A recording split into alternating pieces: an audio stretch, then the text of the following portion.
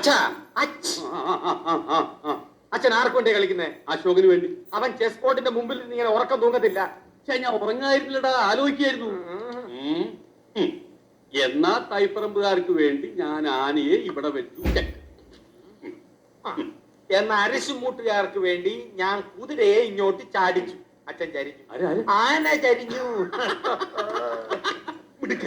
എന്തായി എന്തായി എന്തായി? അശോകനെ ഇടവും വലവും അനങ്ങാൻ വയ്യാത്ത രീതി തളച്ചിട്ടിരിക്കുക എന്റെ മോൻ. അങ്ങനെ തന്നെ വേണം.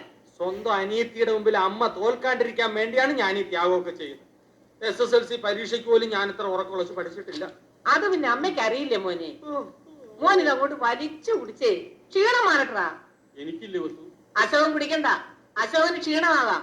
അവശതയോടെ കളിച്ചാ മതി.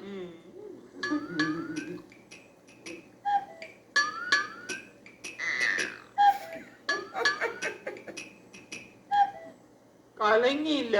നല്ലോണം കലക്കി ഒരു ഗ്ലാസ് കൂടെ തരട്ടെ മോനെ? ഇപ്പൊ വേണ്ട, രണ്ടിലും നടത്തിട്ട് മതി. കളി. ഓഹോ,